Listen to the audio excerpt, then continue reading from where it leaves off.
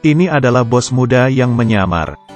Nilai pasar perusahaan itu melebihi 170 juta. 18 tahun dia masih tentara. Saat umur 22, dia telah membeli mobil pertamanya. Saat usia 24 tahun, dia sudah ada di puncak kehidupannya membeli rumah dan menikah. Kali ini dia berpartisipasi dalam pertunjukan. Kita percaya bahwa tidak ada yang akan memikirkan pria muda seperti itu. Ini adalah bos mereka. Akan memakai wig, mencukur jenggotnya, lalu menggambar tahi lalat yang besar di wajahnya. Langsung terlihat jelek.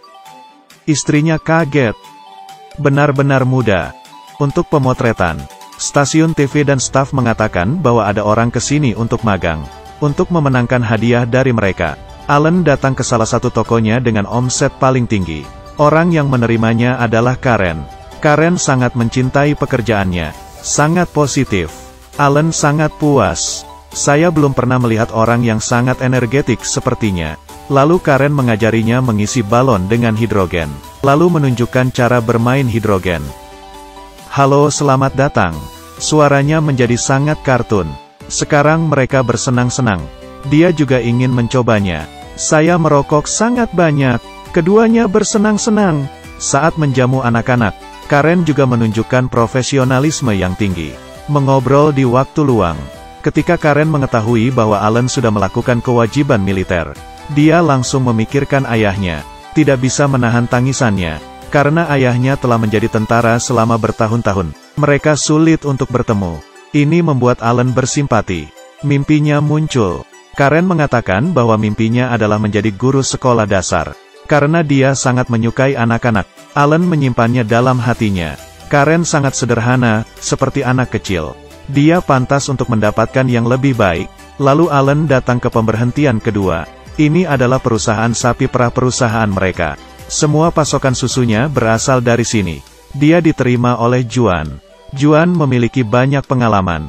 Mengajarinya banyak pengetahuan tentang sapi. Sangat suka memerah susu. Setelah ini giliran kamu. Oke. Membantu sapi itu. Bahkan mengantarkan sapinya. Apakah tidak apa-apa jika aku memasukkan tanganku? Ya, tidak masalah, seperti manusia. Selagi kamu memiliki kesempatan. Apakah aku memegang hidungnya? Apakah ini mukanya? Ya. Pengalaman luar biasa ini membuat Allen kagum. Mengobrol dengan Juan di waktu luangnya. Dia melihat bahwa Juan sangat mencintai pekerjaannya. Dia yang merawat susu-susu itu. Ini membuat Allen merasa sangat nyaman dengannya. Allen bertanya tentang situasi keluarga Juan.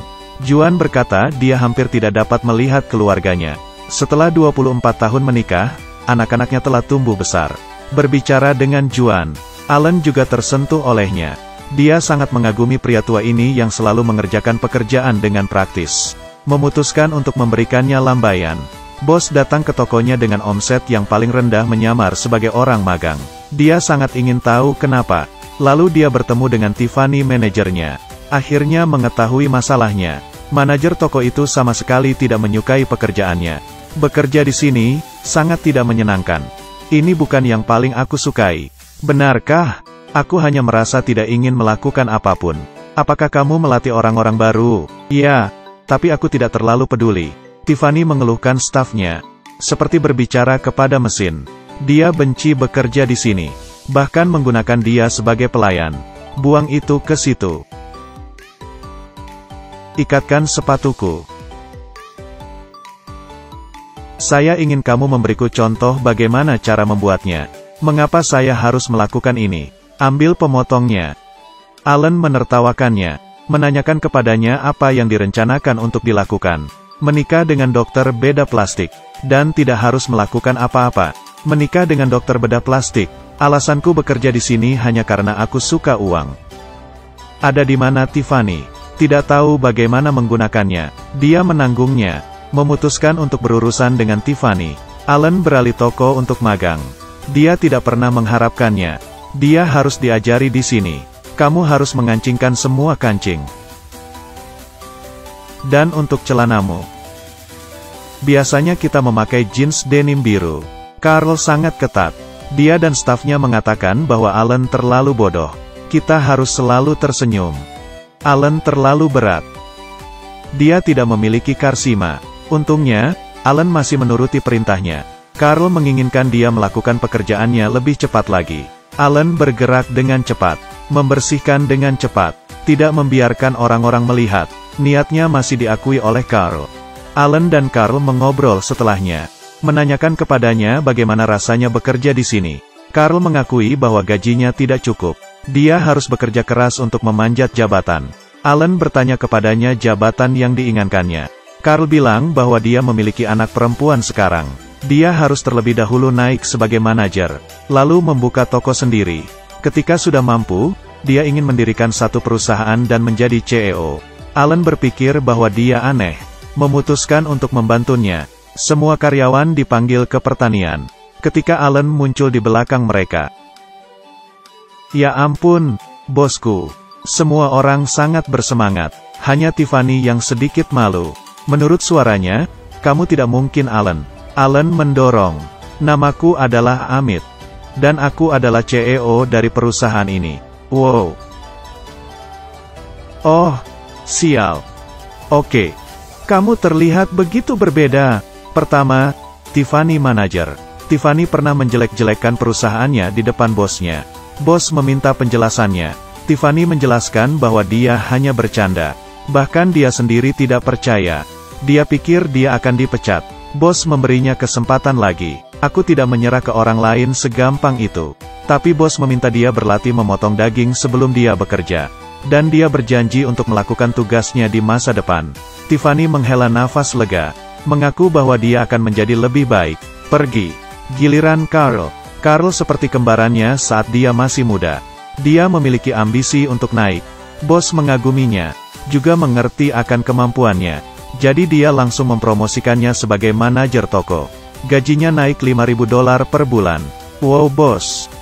Ini sungguh-sungguh mengejutkan. Terima kasih banyak. Akhirnya bos tahu bahwa Carl tidak memiliki mobil. Dibutuhkan 3 jam setiap hari untuk pulang pergi dari tempat kerja. Supaya Carl bisa menghemat 3 jam itu untuk putrinya. Dia mengeluarkan kunci mobil baru dari sakunya. Carl sangat senang sampai memeluk bosnya. Giliran Karen. Karen sebagai pegawai toko dengan omset paling tinggi. Membiarkan bosnya melihat energinya. Bosnya tahu bahwa Karen merindukan ayahnya yang bergabung dalam tentara. Jadi dia memutuskan untuk memberikan Karen $5.000. Dia akan pergi membawa ke ayahnya untuk bersenang-senang. Ya Tuhan. Terima kasih.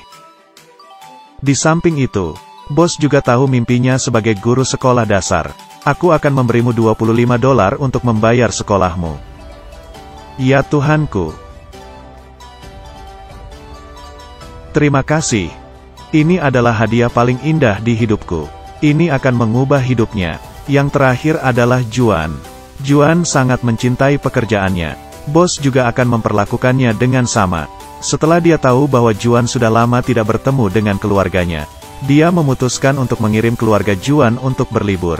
Semua termasuk. Oh ya Tuhan. Aku sangat tidak menyangka ini. Terakhir, mengingat kontribusi Juan kepada perusahaan, bos memberinya tambahan uang $30. Kamu pasti bercanda. Silakan pakai uang itu untuk apapun.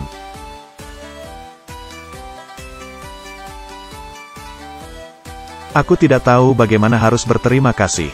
Juan sangat emosional. Ini sangat misterius. Tidak dapat berkata apa-apa. Juan sangat beruntung. Karena dia mencintai pekerjaannya. Bisa dibilang, Juan sangat bijaksana.